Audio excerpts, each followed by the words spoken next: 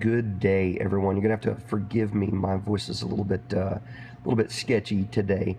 What we're looking at again is we're looking at the Midas Venice F32 console. I had a couple of comments about the override section of the Firewire and the summing capabilities.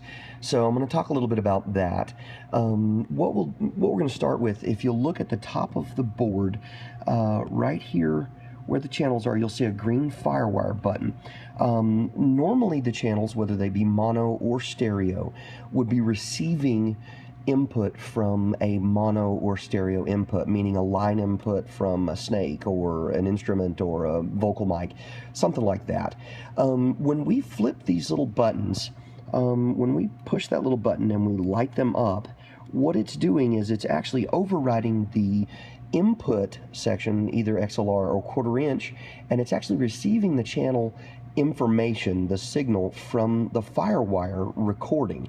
So if you have a track previously recorded on your computer, you can run that back through the board by flipping those individual Firewire buttons. Now, when we get over here to the stereo channels, we have a different situation, and this is kind of interesting. Normally, they function just like your mono channels, where you would be receiving the input from a stereo source instead of a mono source. The only difference is, as you can see, we have the same Firewire button right here. When we flip that, it flips the input from the stereo line level inputs to the Firewire as normal, but we also have this other group of flip switches right over here, and they're Firewire output select. Now here's what this does.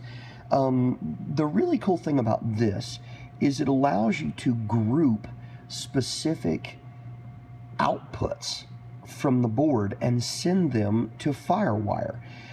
So what's really cool about this, if you'll look at this, you have aux 1, group 1, or aux 1 and 2, group 1 and 2, aux 3 and 4, group 3 and 4, and then it goes on through.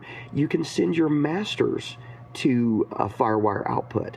So if you wanted to have a complete mix as it's going through the board, you could send just your masters to a Firewire output, so you can record that to a channel. What's really cool is, let's say that we flip this.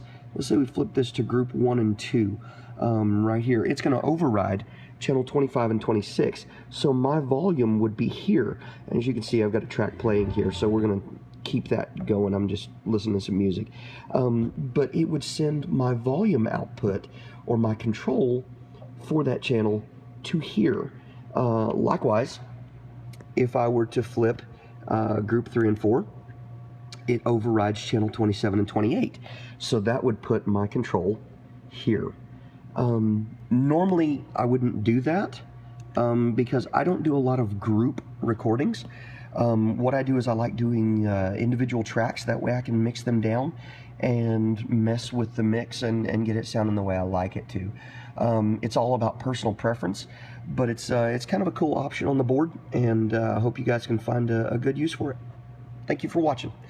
Like and share this video, and we'll have more information coming soon. Thank you.